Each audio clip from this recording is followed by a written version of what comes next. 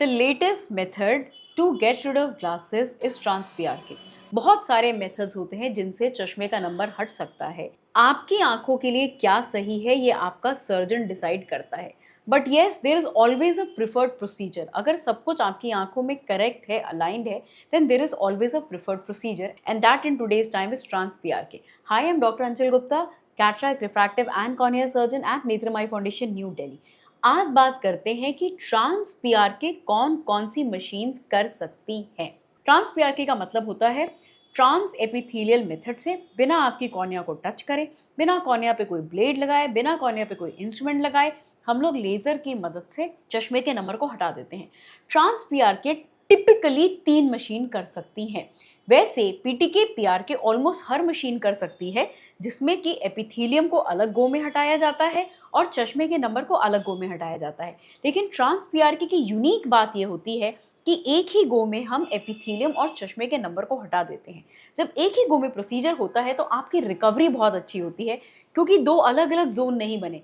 एक ही जोन में एपिथेलियम और नंबर हट गया और एक ही जोन वापस से हील कर गया। Hence, the recovery is quick and the results are precise.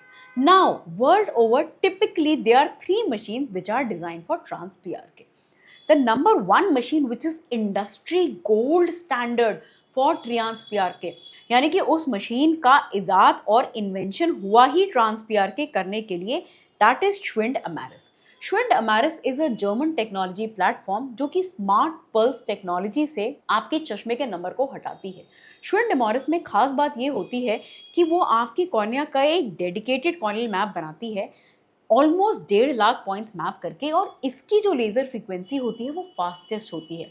Laser frequency fast होने का फ़ायदा ये होता है कि आप अगर हल्का बहुत आई मूवमेंट करते हैं ड्यूरिंग द प्रोसीजर तो लेज़र उसको कॉम्पनसेट कर लेता है। ठीक उसी प्रकार इसका ट्रैकिंग मैकेनिज्म बहुत ही एडवांस होता है, it ranges from 5 to 7D। तो इतनी एडवांस ट्रैकिंग की वजह से अगर थोड़ा बहुत आपकी आई मूव करी तो मशीन का ही ट्रैकर उसको अलाइन कर लेता है।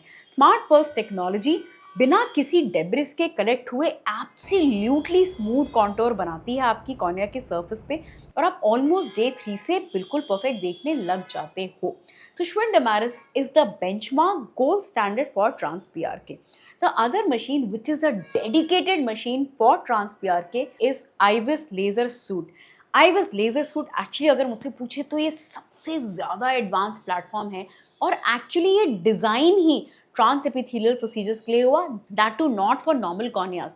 It is design to treat complex corneas जो एब्सोल्युटली एबनॉर्मल हो चुकी होती हैं वेरियस अदर प्रॉब्लम्स की वजह से। इसकी लेज़र स्पीड बहुत फास्ट होती है, 1000 to 2000 हर्ट्ज, एंड इसका स्पॉट साइज सबसे छोटे साइज का होता है, यानी कि बहुत ही फाइन परफॉर्मेंस करती है। This is a beautiful machine for trans. It is an Italy-based machine, but unfortunately, it is not commercially available yet. It is mostly used for medical grade corneas. But yes, whenever it comes in the market in future, if for commercial use, it would definitely be a very good machine for trans-PRK. Number 3 machine, which is very commonly used for trans-PRK, is Alcon Wavelight Streamlight. Alcon Wavelight Streamlight एक बहुत ही प्यारा स्ट्रीमलाइट platform पे machine है जो कि ray tracing mechanism से आपकी cornea को मैप करता है। ये बहुत ही अच्छा और प्रिसाइज मेथड होता है। इसमें बस एक जो समझने वाली बात ये है कि ये जो प्लेटफॉर्म है ये टिपिकली ट्रांस-PRK के लिए नहीं डेवलप हुआ था, यानी कि इसकी जो इंजीनियरिंग, यानी कि इसकी जो मैकेनिक्स थी, वो असल में फ्लैप बेस्ड प्रोसीजर के लिए डेवलप हुई थी। Typically this machine is develop for a flap based LASIK procedure, but yes, it can also be used for one go trans-PRK. Although इसमें स्पॉट साइज थोड़ा बड़ा होता है as compared to Schwind and IVIS, but फिर भी ये ठीक ठाक एक्यूरेट होती है। इसकी लेजर फ्रीक्वेंसी स्पीड भी IVIS और Schwind के कंपैरिजन में कम होती है, but all in all it gives a decent result when it comes to trans-PRK. But I always tell my patients that it is not the machine which decides कि आपका surgical outcome क्या होगा। Finally आपका surgical outcome क्या होगा, कैसा होगा, ये आपके सर्जन के स्किल, उसके एक्सपर्टीज, उसके एक्सपीरियंस और उसके एथिक्स पे डिपेंड करता है। तो yes, more than knowing about the machines, you should be knowing about your surgeon first. If you found this video useful, do share it with all your friends who are planning a refractive surgery, and of course you have to like and subscribe.